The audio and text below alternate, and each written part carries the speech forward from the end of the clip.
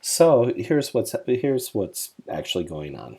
Um, if you don't have a good vision, or if you have no vision and you have no flow clarity, and you have no understanding and no ability to deliver, guess what?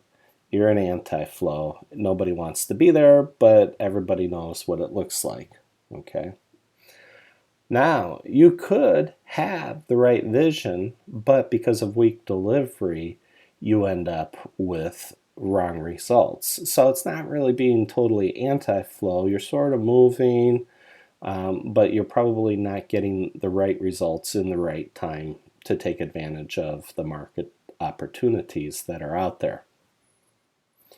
And then conversely, over on the other lower right corner, you could have the wrong vision completely, have strong delivery capabilities, and still end up with great results.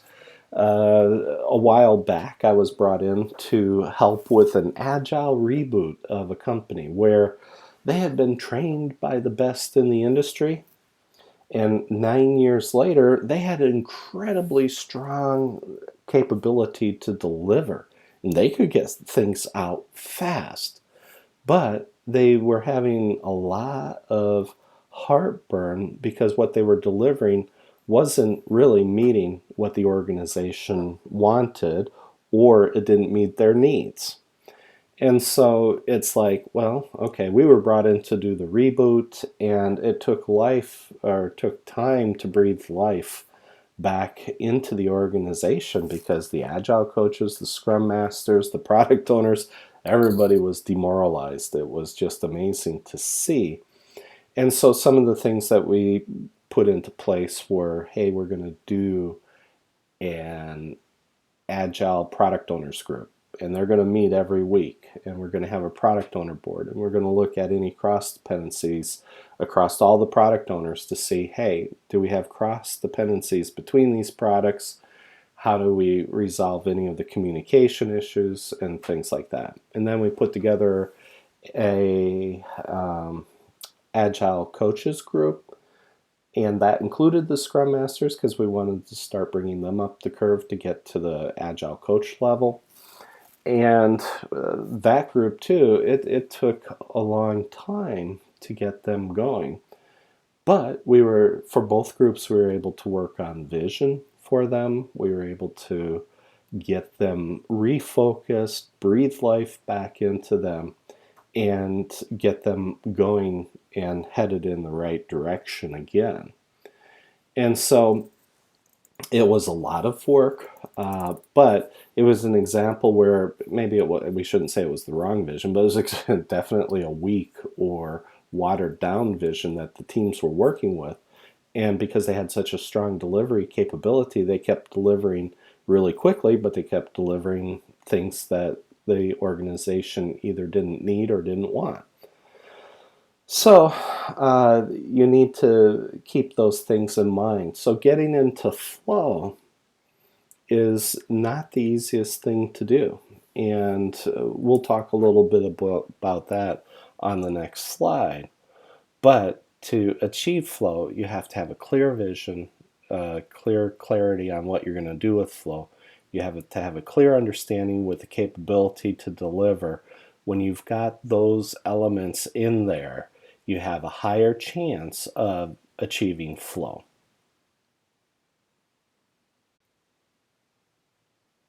And here's where it really gets wild and a little bit complicated and a little bit more difficult to manage if you want to look at it from that direction. For example, my brothers and I, we all played basketball. We played team sports, and teams are dependent on the individuals, and each individual needs to enter into a state of flow. When you're playing basketball and everything's going right, every pass goes right between the defender's legs, and you're able to do fast breaks, or every shot that you're putting in the air goes in, and it doesn't matter what's going on or what the defense is doing, you're just putting up the shots and they keep going in. That's when you're entering into an individual state of flow. You have like this clear vision of how the game was going to look, And you've got clarity on that. You've got clarity on your flow, your understanding and your capability to deliver. Everything's just hitting on all cylinders. And so getting people, individuals into flow is actually not a new concept. Mihai Csikszentmihalyi, he studied this. I think he was from University of Chicago. He studied individual and team flow and wrote a book on flow already back in like 1972 on flow. And getting people and individuals into that state of flow where things are going and it's going the right direction. It's person by person, team by team.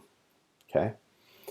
And just getting the left two boxes here on the left side, getting everybody in those boxes up the flow is a substantial challenge for companies.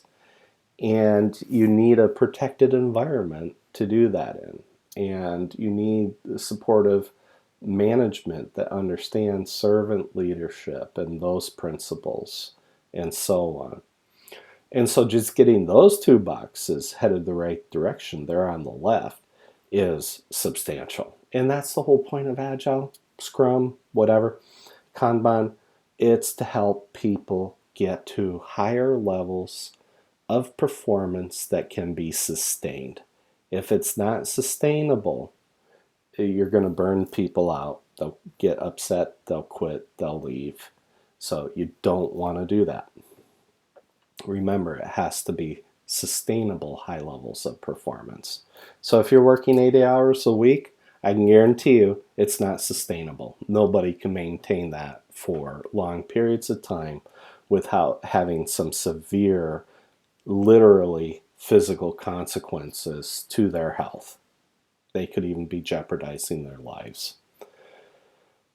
On the product program and portfolio organization boxes there we have on the right, it gets even more demanding as you move up through the organization to get not just the teams and projects into a state of flow, but to get the programs into a state of flow where you might have 10 or 20 teams working on a single effort. It could be 100, 200 people.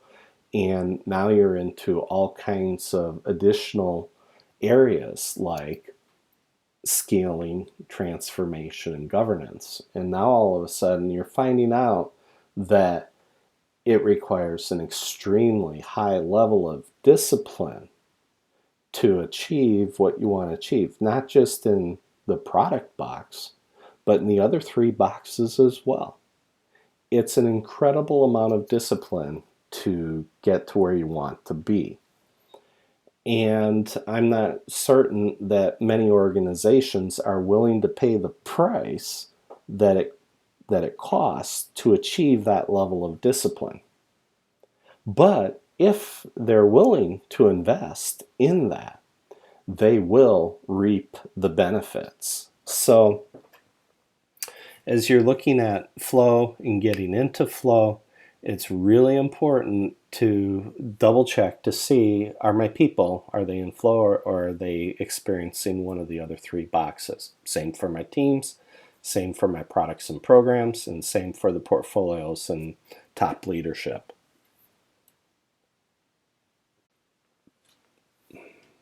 The 14th plate, or tile, but the plate that we keep spinning in this, is stakeholder analysis.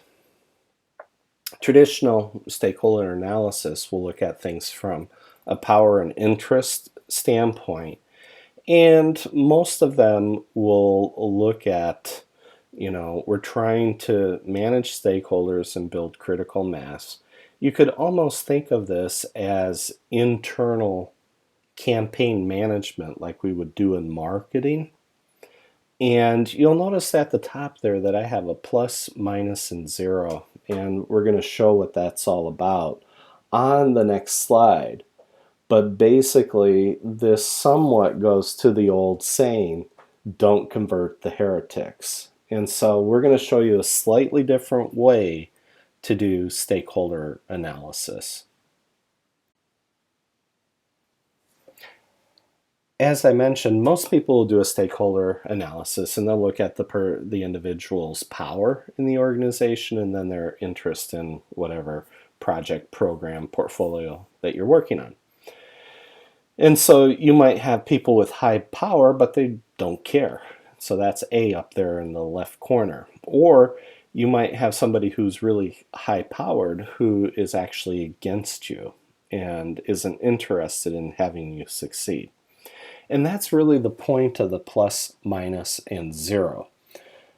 Plus, anyone with a plus on their post-it note is somebody who's for you, or more importantly, for your project. Those are two different things. They might be for your project, but they're not for you. But we're not going to split that too deep into subsections yet. But I've actually done that as well, where we would have side-by-side pictures of, okay, are they for the project, and is this person for me or against me? You know who your enemies are in the company or the people who are working against you for whatever reason. It comes out sooner or later. So if you look at each of these, what I did is I put pluses or zeros or minuses, and this is just an example. Okay, so person D down here in the corner, they have low power, low interest. They don't like you or your project. Doesn't matter. They're in the lower corner. You don't have to worry about them. Anyone in the lower right corner, don't even worry about them. The ones that you have to worry about and work with and or work against are the ones that are minuses. Okay, so if you've got high power people up in your upper right quadrant there where you're trying to deliver the project and create some critical mass for the organization, then those two, you would have to come up with a strategy to mitigate them being negative. So in this case, if they're only skeptical, I don't mind working with skeptics. I can fix that.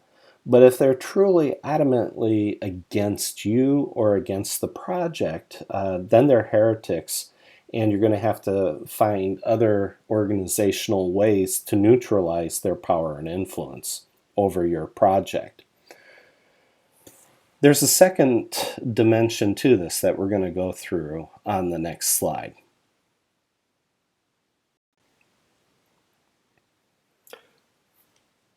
What's in play here is that interest doesn't automatically translate into effort.